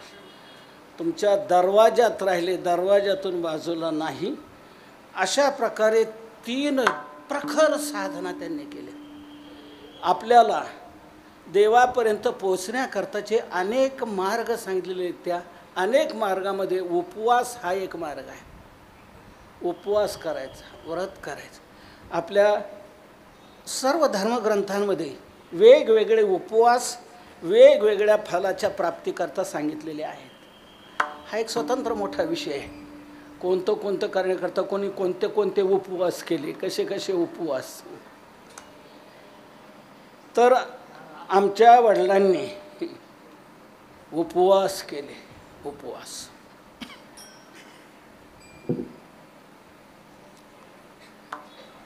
आपलं वैष्णवांचं वारकऱ्यांचं मुख्य व्रत एकादशी, हे उपवास हा महत्त्वाचा उपवास.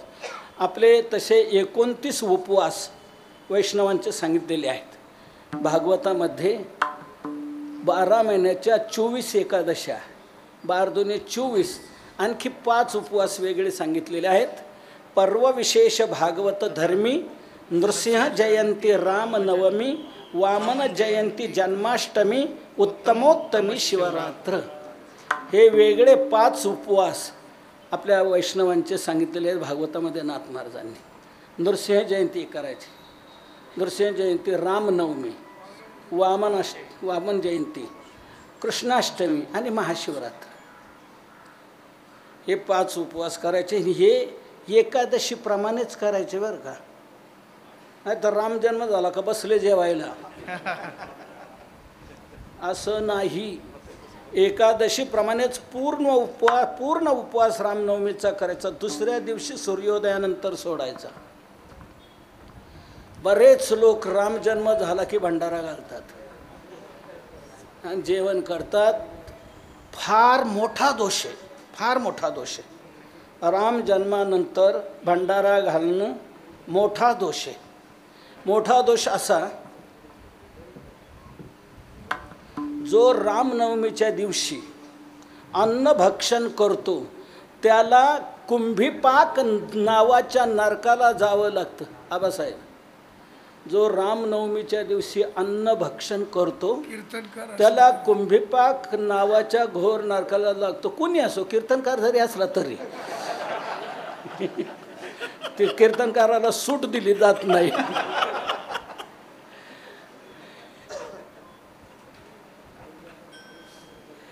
नये नारायणा करुणाचार्य,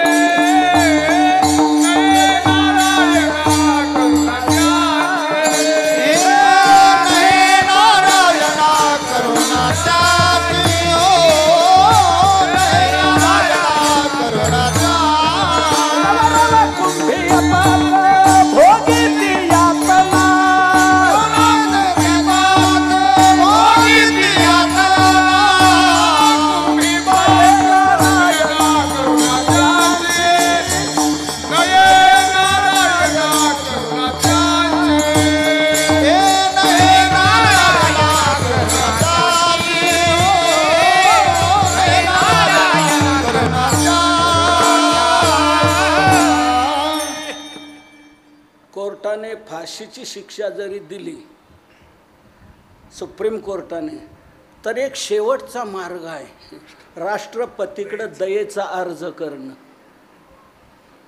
राष्ट्रपतीकडे दयेचा अर्ज केला आणि राष्ट्रपतीला ते जर पटलं तर राष्ट्रपती ते मान्य करतो. मग कोर्टालाही ते मान्य करावं लागतं. तसं इकडे भगवंताकडे जरी तुम्ही वशिला लावला तरी भगवान देखील त्याला मान्यता देत नाही. भगवंतालाही त्याची दया येत नाही. नये नारायणा करुणा त्यांची, त्यांची नारायणा करुणा नये, त्यांचे देवालाही दया येत नाही, देव दयेचा अर्ज मंजूर करत नाही. त्यांनी दोष केलेला आहे, मोठा दोष केलेला आहे. म्हणून बाकीच्याकडून दोष घडले ते अज्ञानात घडलेले आहेत, पण या हभपाकडून जे दोष घडलेत, जाणीव कीर्तनकाराकडून जे दोष घडले ते जाणून घडलेले आहे. म्हणून देव त्याची दया करत नाही, दयेचा अर्ज मंजूर करत नाही.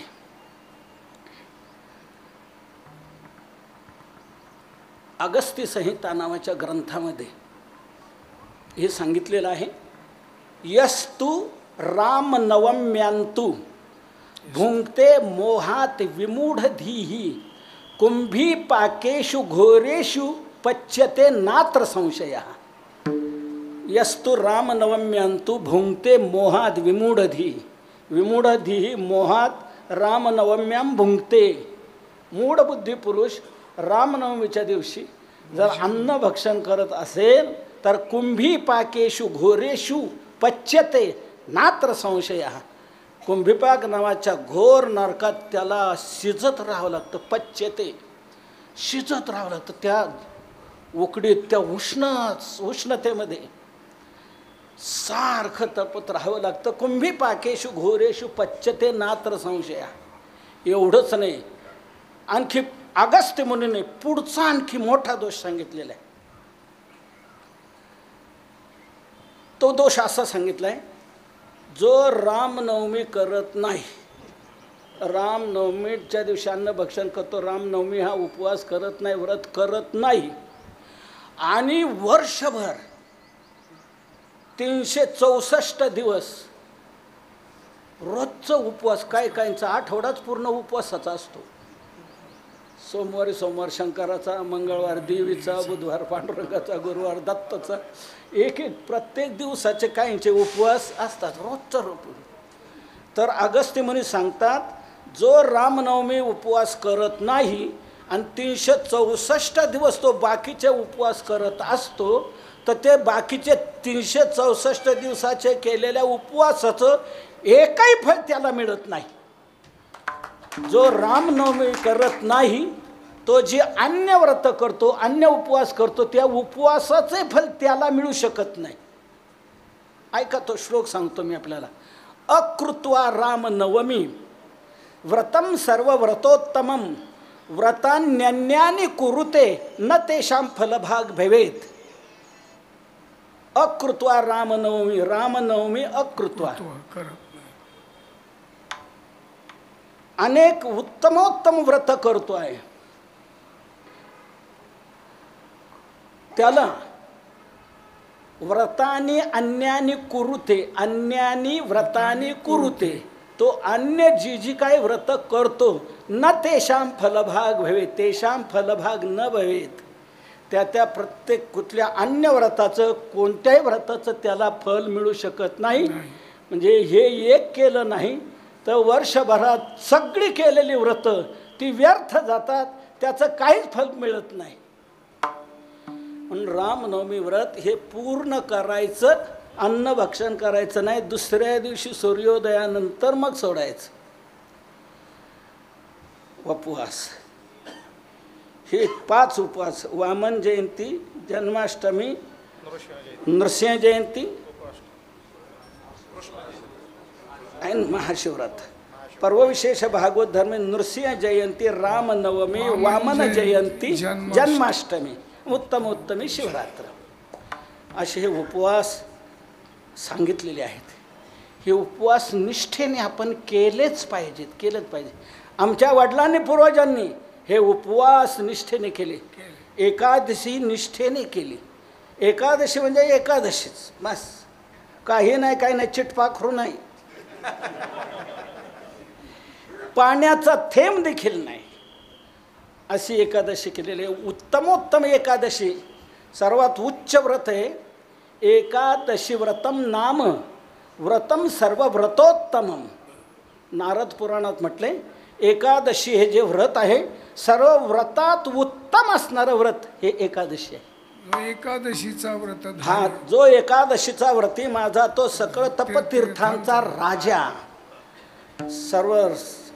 सर्वोत्तम व्रत म्हणजे एकादशी असं आहे. आणि ती अशी निर्जला. निर्जला म्हणजे पाणीही घ्यायचं नाही, पाण्याचा थेंबही घ्यायचा नाही. एकादशी व्रत उच्च दर्जाचं कसं आहे आपल्या लक्षात आणून देतो. ज्याला एकादशी व्रताचं फल मिळावं असं वाटत असेल, योग्य प्रकारे एकादशी करावी वाटत असेल, त्याने 4 वेळच्या जेवणाचा त्याग करावा. 4 वेळच्या जेवणाचा त्याग करावा. उपवास फलम लिप्सुर जह्यात भुक्ती चतुष्टयम. भुक्ती चतुष्टयम जह्यात. 4 वेळच्या जेवणाचा त्याग करावा. कोणते 4 वेळ? पूर्वापर दिने रात्रौ अहोरात्रंतु मध्यमे. पूर्वापर दिने रात्र, पूर्व दिनी आणि अपर दिनी रात्री जेवायचं नाही. म्हणजे पूर्व दिनी म्हणजे एकादशीच्या आदल्या दिवशी म्हणजे दशमीला, आणि अपर दिनी म्हणजे दुसऱ्या दिवशी द्वादशीला. दशमीला संध्याकाळी जेवायचं नाही, द्वादशीला संध्याकाळी जेवायचं नाही. दशमीला सकाळी एकदा दशमी सोडली का मग जेवण नाही. तसं द्वादशी सकाळी सोडली का संध्याकाळी जेवण नाही. मधला जो दिवस आहे तो एकादशी, आणि तो अहोरात्र काहीच घ्यायचं नाही. म्हणजे दिवसातल्या 2 वेळा, तर हे मधले एकादशीचे 2 आणि दशमी द्वादशीच्या हे 2 वेळा, ह्या 4 वेळच्या जेवणाचा त्याग करायचा आहे. आता काही लोक दशमी धरत नाही, द्वादशी धरत नाही, फक्त एकादशीच करतात. हे अर्धवट आहे. ही अर्धवट एकादशी जमा धरली जात असेल की नाही कोणास ठाऊक. विठ्ठल विठ्ठल.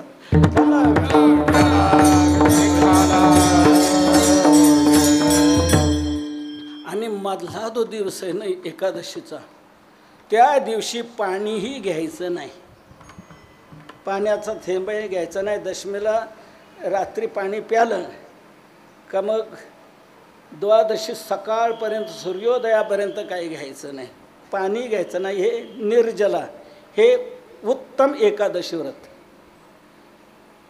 तुम्ही म्हणाल कसं काय जमायचं हो, कामधंदा करावा लागतो, हे सर्व करावं लागतं, पाणी घ्यायचं नाही, कसं काही पर्याय नाही का? त्याला दुसरा पर्याय आहे, सजला.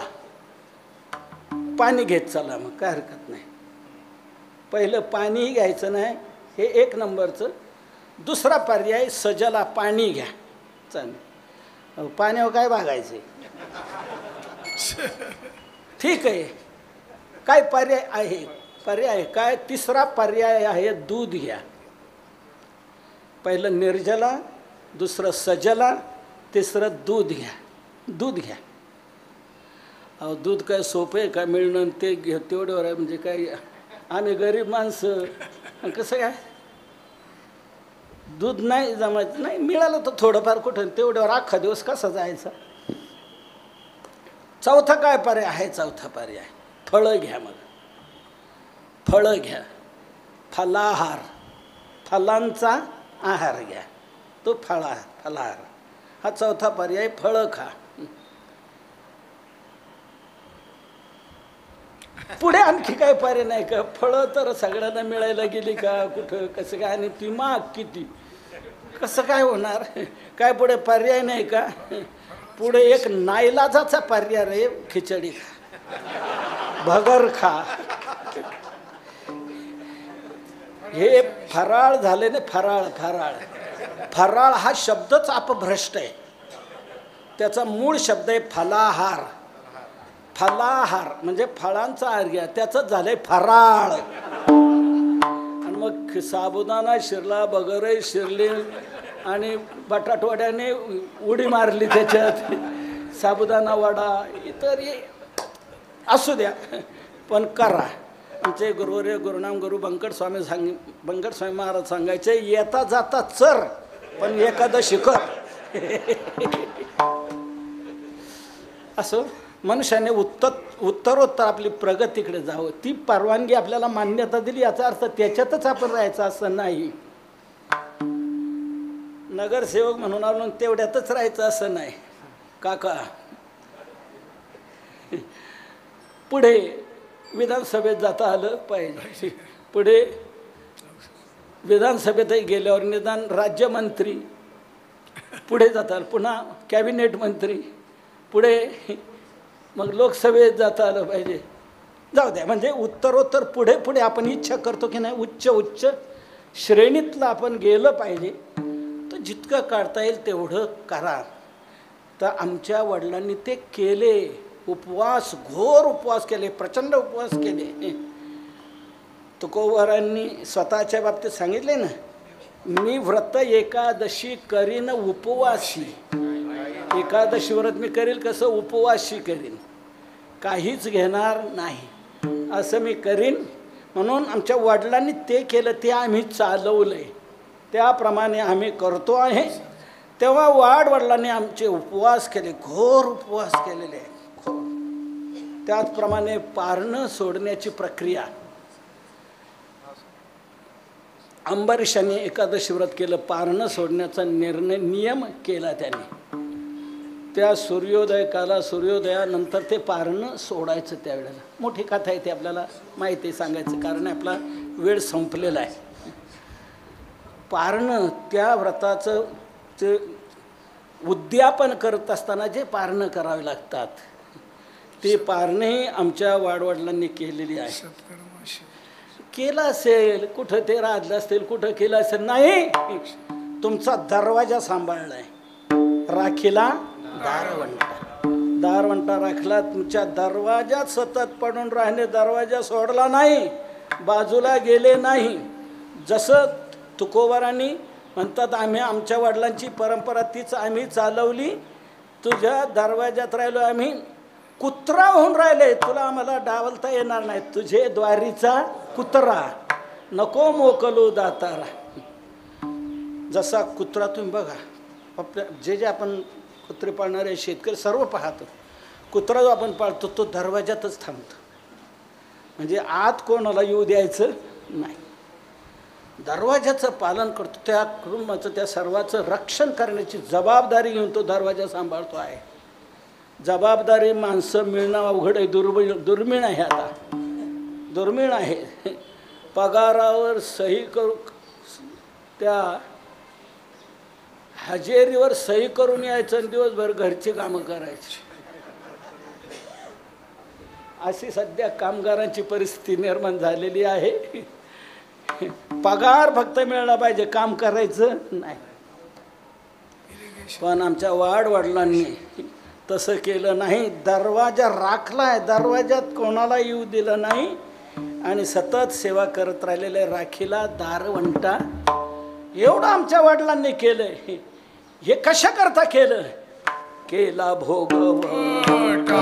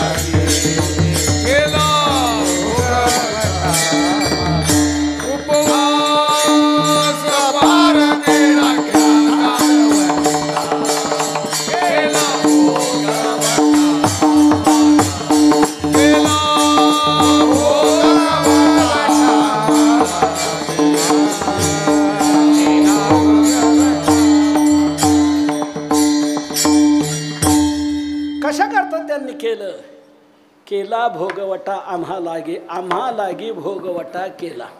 आमच्या करता त्यांनी हा भोगवटा केला, म्हणजे आम्हाला आमच्या जीवनात ते पुढे करता यावं असं त्यांनी करून ठेवलं की ते आम्हाला ते भोगता येईल, आम्ही त्याचा हक्कदार ठरू असं केलं. म्हणून आपल्या सातबाऱ्याच्या उतार्यावर बघा काय असतं, भोगवटदाराचे नाव असतं ना उतार्यावर. भोगवटदार म्हणजे तो मूळ हक्कदार झाला. आमचे वडील गेले तर वडिलांच्या घरी त्याच्या मुलाचंच नाव लागलं जातं, तिसऱ्या कोणाचं लागलं जात नाही, कोणाचंही लागलं नाही. भोगवटदार कोण आहे, कोण आहे यांचा? मुलीचं लागते ना. तर याप्रमाणे मग अशीच बोललो ना मी, आता पुत्री आली म्हणून पुत्रीलाच अधिकार आमच्याकरता केला भोगवटा आम्हाला. म्हणून असं त्यांनी आमच्याकरता केलेलं आहे. आम्ही त्याप्रमाणे तसं वागतो आहे, आम्ही तसं करतो आहे. म्हणून आम्ही तुला चरणाची सेवा मागतो आहे, ती दिलीच पाहिजे. माझ्या वडिलांची मिरासी गा देवा, तुझी चरण सेवा पांडुरंग. तुकोवारा केलं असेल एक वडिलांनी म्हणून झालं काय, त्यांनी केलं लगेच. त्या एकाने केलं तर तुम्ही त्याचा हक्क लगेच सांगायला पाहता. अजून पाहता तुकोवारा म्हणतात एकानेच केला नाही, फक्त आमच्या वडिलांनीच केलं नाही, वडिलाचे वडील, वडिलाचे वडील, वडिलाचे वडील, 7 पिढ्या, आमच्या 8 पिढ्या, आमचा पूर्ण वंश परंपरा हीच पाळत आलेला आहे. तुकोबारा हे शेवटच्या चरणात सांगतायत. वंश परंपरा दास मी अंकित, वंश परंपरा दास मी अंकित,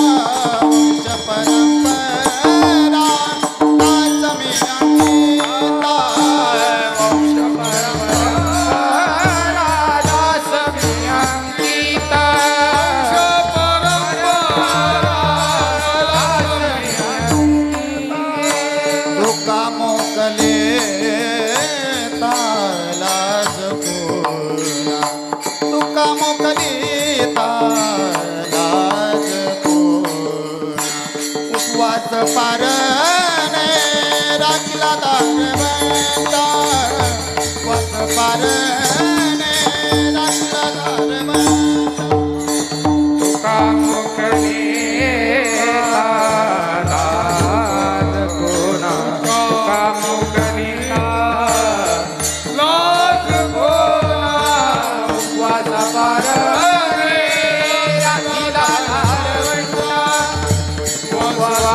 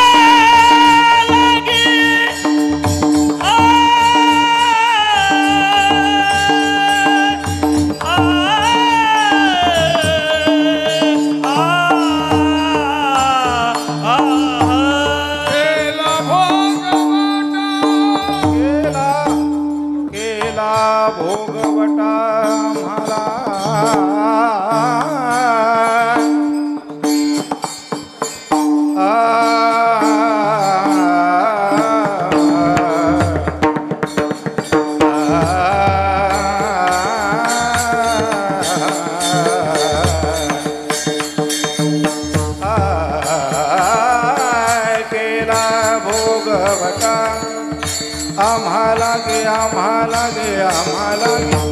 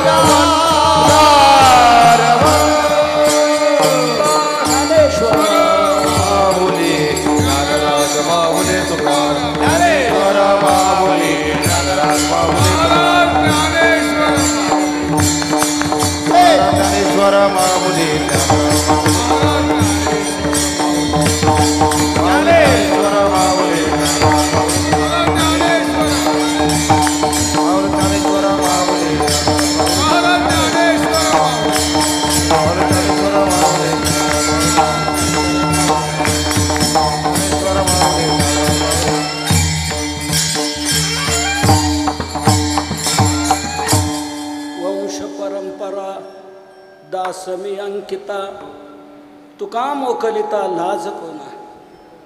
तुकोबाराय म्हणतात मी एकटाच किंवा माझ्या वडिलांनीच फक्त केले असं नाही.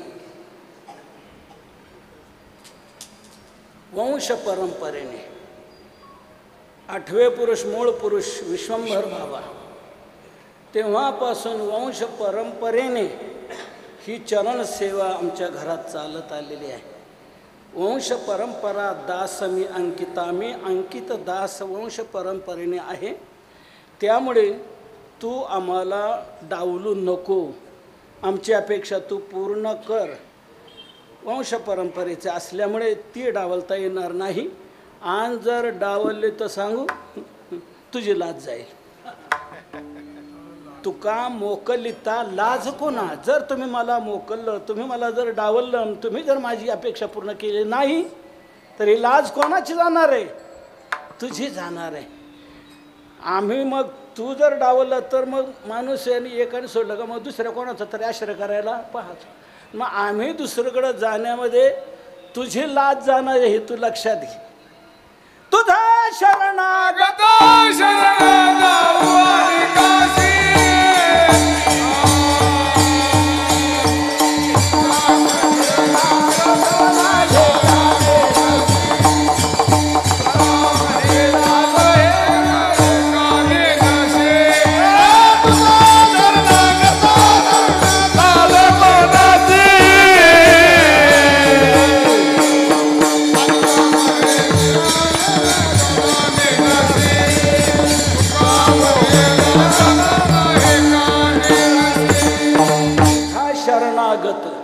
शरण जाऊ आणि कासी. तुका म्हणे लाज कवना हे का नेनसी. तुझे दास्य करू आणि का मागो खावया. अरे धिक झाले जिने आमचे पंढरे. काय काय विठोबा तुझा आता म्हणावे. तुझी लाज जाणार हे तू लक्षात घे. म्हणून राखे माझी लाज, माझी लाज राखन तुझी लाज राख. असं काही करू नको. हे सांभाळ आणि मोठ्या मनाने मोकळ्या मनाने चरण सेवा आम्हाला दे. या प्रकारे तुकोबाराय भांडण करून आग्रहाने आपल्या हक्काचं मागतायत. अशी ही चरणसेवा, ही वाडवडिलांची मिरासी. गुरुजींनी याप्रमाणे ही सेवा केलेली आहे. म्हणून आपल्या वडिलांनी केलेली सेवा ती परंपरेने आम्ही आता करतो आहोत. माऊली आहे, अर्जुन महाराज आहे, पिढी आता, आणि पुढची पिढी आता गुरुकुलला आमच्याकडे आहे. तर या प्रकारे वंशाने परंपरेने चालत आलेलं, गुरुजींनी केलेलं पुढची पिढी चालवते, पुढच्या पिढीने ते स्वीकारलेलं आहे. तर या प्रकारे देवा ही आमच्या हक्काची बाजू आम्ही तुम्हाला मांडतो आहे. ती तुम्ही आमची अपेक्षा पूर्ण करा. याप्रमाणे गुरुजींनी खूप सुंदर रीतीने आपली नोकरी करत करत, नोकरीच्या कालातही भजन हरिपाठ हे कधी सोडलं नाही. आणि रिटायर झाले होतं मग हा एकच कार्यक्रम राहिला भजनाचा, भक्तीचा, साधनेचा. आयुष्यभर त्यांनी हेच केलं. दोन्ही मुलं खूप चांगल्या प्रकारे, माऊलीचंही अर्जुन महाराजांचंही साधनेचं स्वरूप चालूच आहे, पुढचंही करतायत. म्हणून या प्रकारे त्यांच्या जीवनात हे संतांचे विचार चांगले रुजलेले. त्याप्रमाणे आपल्या जीवनात हेच करायला पाहिजे. वारीला नियमाने महिन्याच्या वारीला यावं. आल्यानंतर वैष्णव सदनला भेट द्यावीच. आमचे कोळकर महाराज त्यांच्याकडे यायचं, माझ्याकडे यायचं, बाबांकडे यायचं आधी करून. म्हणजे गुरुजींनी आळंदीला आल्यानंतर भेट घेणं, गुरुजनांकडं थोरांकडं जाणं, संस्थेत जाणं, ही आपली कर्तव्याची परंपरा चालू ठेवली. आता वयाच्या 85 वर्षापर्यंत आयुष्य मिळालं, दीर्घ आयुष्य मिळालं, सेवा केली. तर या प्रकारे आता आपण पुढच्या पिढीनेही ते लक्षात घेऊन तशी आपली वाटचाल खूप चांगल्या प्रकारे करावी. म्हणजे त्यांना अधिक समाधान वाटेल. आपण त्यांना आवडणारं केलं की ते संतुष्ट होत असतात. म्हणून संतांची अक्षरं, संतांची वचनं आपण आपल्या जीवनात धारण करून वाटचाल केली की निश्चित आपण तरणार म्हणजे तरणार. असे तुकोबारायांचे अभंग आपल्या नजरेसमोर ठेवावेत. ते अभंग कसे आहेत आणि आपण कसे आहोत ते पाहावं. त्याच्यातून आपल्यात अंतर असेल तर ते अंतर कापण्याचा आपण प्रयत्न केला पाहिजे. त्या अभंगापर्यंत गेलं पाहिजे. त्या अभंगाच्या प्रत्येक चरणाशी, प्रत्येक शब्दाशी आपण चिकटलं पाहिजे. त्या शब्दाप्रमाणे आपलं जीवन बनलं पाहिजे.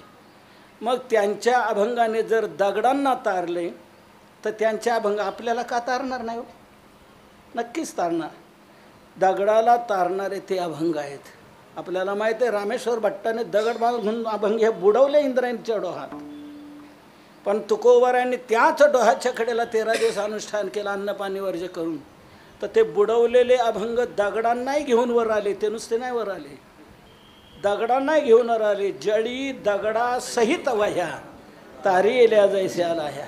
दगडासहित त्या दगडांनाही ते अभंगाने तारलं. मग जे दगडांना तारतात ते आपल्याला का नाही तारणार? नक्कीच तारतील, पण आपण तसं दगड तरी बनलं पाहिजे ना. दगड कोणते वर आले? वह्यांना बांधलेले. जळी दगडासहित वह्या, दगडासहित वह्या म्हणजे वह्या, ज्या वह्यांना बांधलेले दगड.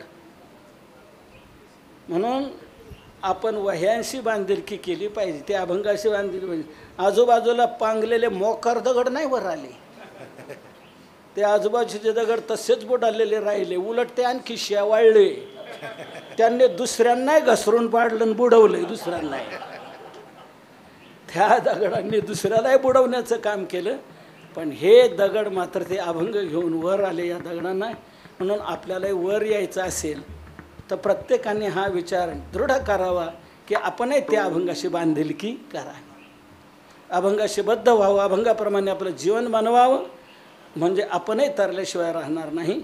म्हणून दगडाला तारणाऱ्या अभंगांचं सर्वांना दर्शन व्हावं. ते सर्वच्या सर्व अभंग एकावेळी दर्शनास यावेत म्हणूनच गाथा मंदिराची योजना देहूला राबवण्यात आली. त्याच डोहाच्या कडेला, त्याच प्रासंगिक जागेवर, त्याच प्रासादिक जागेवर भगवंताने 14व्या दिवशी तुकोबारायांना बालवेशात दर्शन दिलं. तिथे बाळवेश घेऊन श्रीहरी भेटला. बाळवेश घेऊन भगवान तुकोबारायांना मिळाले आणि सांगितलं तुमच्या वह्या बघा त्या दगडाला घेऊन वर आलेल्या आहेत. म्हणून तुकोबारायांना खूप आनंद झाला. देवा पण मी तुला त्रास दिला, थोर अन्याय म्या केला, तुझा अंत म्या पाहिला. तुकोबारायांना वाईट वाटू लागलं. आपण देवाला इथंही तिथे वाटील अशी दोही ठाई. तर या प्रकारे त्या अभंगांचं चिरस्मारक देहूला उभं राहिलेलं आहे. आपण सर्वांनी पाहिलंच असेल. जवळजवळ 35-40 कोटीचं काम ओला हा ट्रस्ट आमचे ज्येष्ठ गुरुबंधू माधव महाराज मगर आणि आम्हाला सर्वांना घेऊन तो ट्रस्ट स्थापन केला. त्यानंतर जागा घेण्यात 2-3 वर्ष गेली. 95ला मग प्रासादिक जागा मिळवण्यात यश आलं. 95ला जागा आपण ती घेतली 4 एकर आणि भूमिपूजन कार्तिक वद्य द्वादशीला 95च्या केलं. त्यानंतर 13 महिन्यामध्ये प्लॅन तयार करण्यात आलं. फाल्गुन वद्य द्वितीयला तुकाराम बीजेच्या दिवशी 96ला पायाभरणी समारंभ करून प्रत्यक्ष कामाला सुरुवात झाली. 12 वर्ष ते काम चाललं मंदिराचं आणि 2006पर्यंत मंदिर तयार झालं. आता तिथे अभंग दगडावर करून लावायचे. मग ते 3 वर्ष काम ते चाललं होतं. उच्च प्रतीचा तो पाषाण, त्याच्यावर परदेशातून तो आपण मागवलेला दगड आहे. तर त्या दगडावर एकसारखा सर्व दगड, त्याच्यावर 3 वर्ष ते कोरण्याचं काम झालं. आणि 2008ला तुकोबारायांची 400वी जयंती होती. त्या जयंतीला त्याचं उद्घाटन झालं. पूर्ण गाथा करून लावला गेला आणि मूर्ती स्थापना करून तिथे अखंड हरिनाम सप्ताह 2008ला सुरू झाला. त्यानंतर पुढचे कामं भक्तनिवास झालं. भक्तनिवासनंतर अन्नपूर्णा सदन झालं. 2010ला भक्तनिवास झालं. 2012ला अन्नपूर्णा सदन झालं. आणि 2012च्या गुढीपाडव्यापासून तुकोबारायांनी सांगितलं सर्वाभूती द्यावी अन्न. आपल्या दारात आलेला तिथे विनमुख जाता कामा नये असे त्या अभंगाने आपल्याला मार्गदर्शन केलं. म्हणून ह्या अभंगाच्या दर्शनाकरता जे येतील तेही विनमुख जाता कामा नये म्हणून त्यांनाही प्रसाद मिळत जावा म्हणून 2012च्या गुढीपाडव्यापासून तिथे आपण अन्नदान सुरू केलं. दररोज दर्शनाला आलेल्या भाविकांना जेवण दिलं जातं. 500 ते 700 लोक रोज जेवतात आणि उच्च दर्जाचं मिष्टान्न असतं.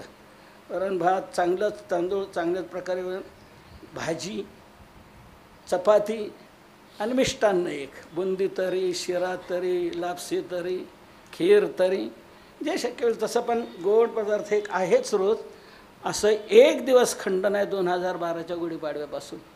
अनेकांनी या अन्नदान योजनेत भाग घेतलेला. आपल्या आईच्या स्मरणार्थ, वडिलांच्या स्मरणार्थ, आपल्या वाढदिवसानिमित्त, लग्नाच्या वाढदिवसानिमित्त, अनेक प्रकारे अनेक निमित्तांनी अनेकांनी ही अन्नदानाच्या योजनेत भाग घेतलेला आहे. 2012ला ते झालं. त्यानंतर पुढे गोशाळा झाली. त्यानंतर पुढे गुरुकुल पद्धतीने 2016ला गुरुकुल पद्धतीने विद्यालय सुरू केलं. ते अभंग तिथे लावले आणि तिथे 2012पासून आपण आरोग्य केंद्र सुरू केलं. आयुर्वेदिक पद्धतीप्रमाणे दर्शनाला आलेले जे कोणी रुग्ण असतील त्यांची शारीरिक चिकित्सा करून त्यांना मोफत औषधं 2012पासून आपण सुरू केलेले आहे. जवळजवळ 300-400 पेशंट दर बुधवारी असतात. तर मोफत त्यांना औषधोपचार केला जातो. तसंच गुरुवारी ॲलोपॅथिक पद्धतीप्रमाणे केलं जातं. आणि प्रत्येक महिन्याच्या पहिल्या बुधवारी नेत्रचिकित्सा केली जाते. एका मोठ्या धनिकाने आपल्याला 15 ते 20 लाख रुपयाचं एक मशीन दिलेले डोळे तपासणीचे. ससूनचे डॉक्टर येतात, ते त्या यंत्राद्वारा चिकित्सा करतात, पाहणी करतात, उपचार करतात. मोतीबिंदू वगैरे असेल तर मोफत ऑपरेशन गाथा मंदिर आणि ससूनतर्फे तिथे केलं जातं. अशा अनेक अन्नदान, आरोग्यदान आणि त्याचप्रमाणे ज्ञानदान व्हावं. अभंग दगडावर कोरून लावले ते जगाच्या हृदयावर कोरले गेले पाहिजेत. म्हणून जगाच्या हृदयावर कोरण्याकरता जगाच्या भाषेत गेलं पाहिजे. जगाच्या भाषेत जाण्यासाठी संस्कृत, इंग्रजी, हिंदी आणि मराठी 4ही भाषेत शिक्षण देणारं असं गुरुकुल पद्धतीचं विद्यालय आपण सुरू केलं. 5 वर्षाचा तो कोर्स, 7 वर्षाचा आम्ही निश्चित केलेला, पण कंटाळतात अलीकडे लोक.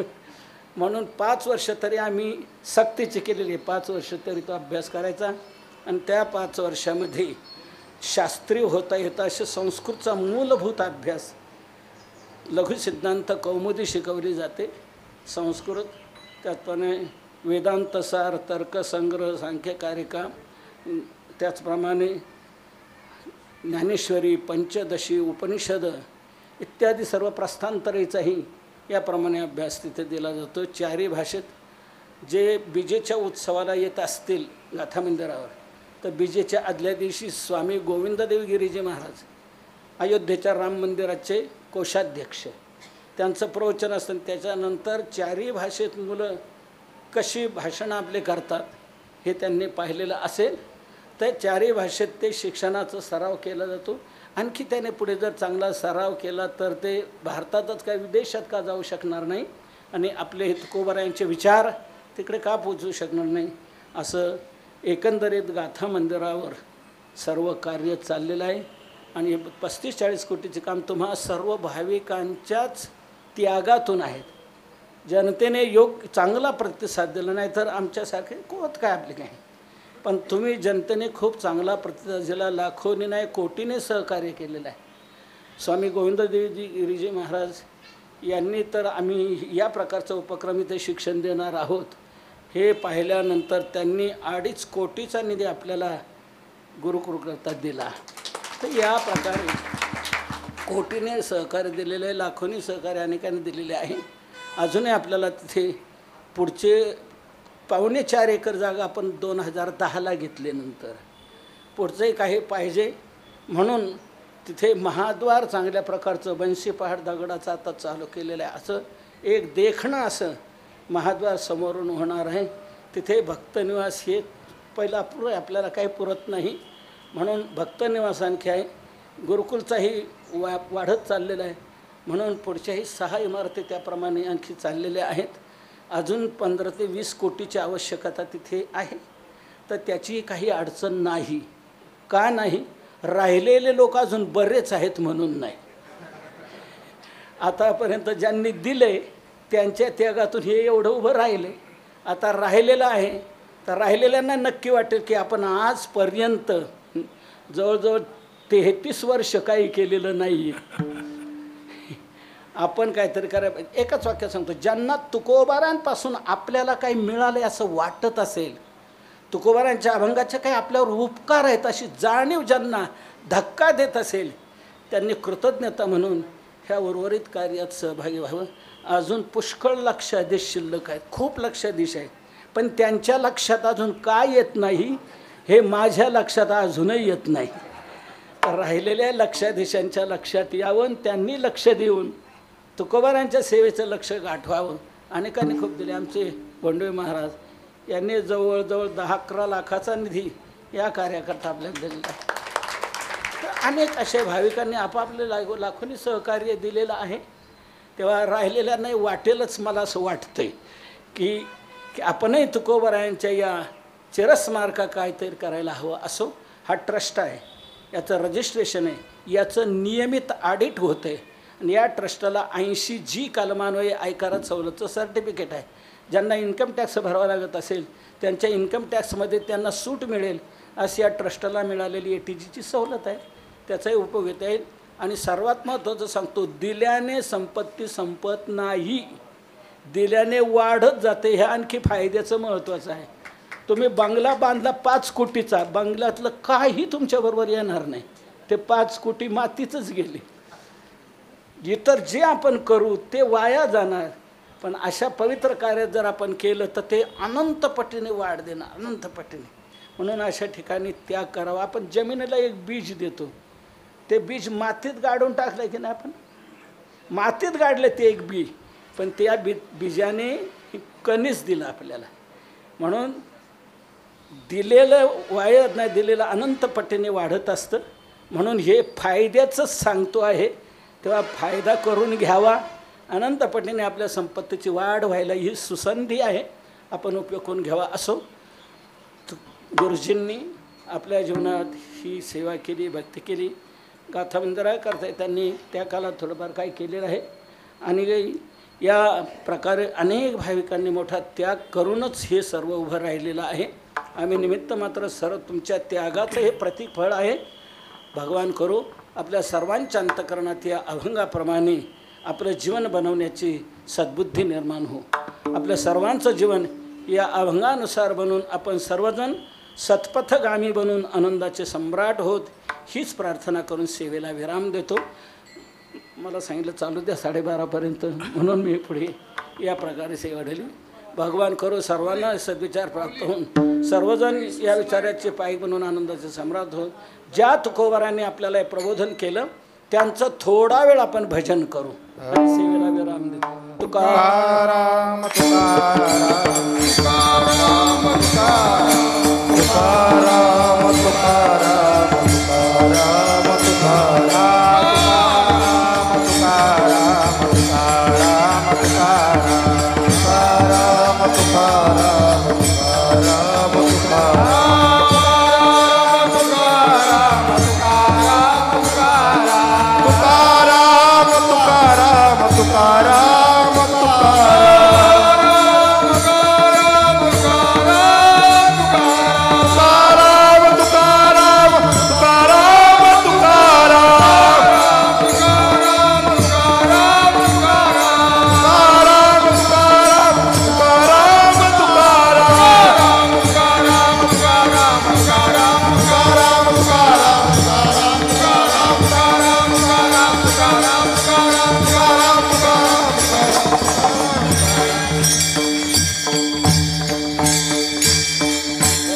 जय